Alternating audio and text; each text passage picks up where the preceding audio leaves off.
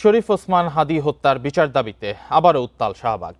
ইনকিলাব মঞ্চের ডাকে সাড়া দিয়ে অনেকেই যুক্ত হন আন্দোলনে। আগামী 20 জানুয়ারির মধ্যে হত্যাকারীরা গ্রেপ্তার না হলে আরও কঠোর কর্মসূচির হুঁশিয়ারি দিয়েছেন বিক্ষোভকারীরা। এছাড়া শনিবার থেকে সারা দেশে হবে মার্চ ফর ইনসাফ। টানা স্লোগানে কাঁপছে শাহবাগ। ইনকিলাব মঞ্চের আহ্বানে শুক্রবার ফের আন্দোলনে যোগ দেয় ছাত্র জনতা।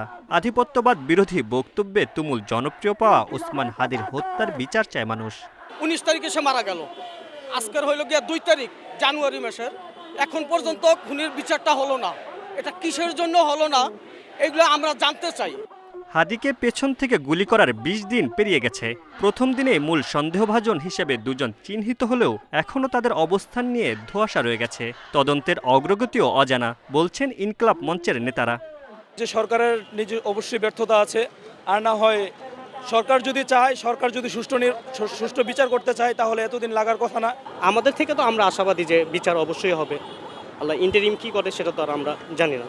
চলতি মাসের মধ্যে বিচারের কার্যক্রম সম্পন্ন করার দাবি নেতাদের, নইলে আরও কঠোর কর্মসূচির হুঁশিয়ারি ইনকিলাব মঞ্চের সদস্য সচিব আব্দুল্লাহ আল জাবেরের।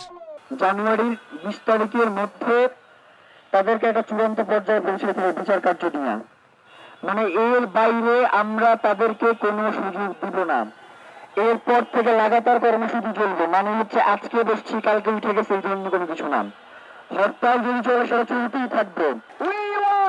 ওসমান হাদি হত্যার বিচার দাবিতে দেশজুড়ে আগামী কয়েকদিন চলবে মার্চ ফর ইনসাফ কর্মসূচি। 7 তারিখ দেওয়া হতে পারে নতুন ঘোষণা। Mamunur Rahman, independent news, Dhaka.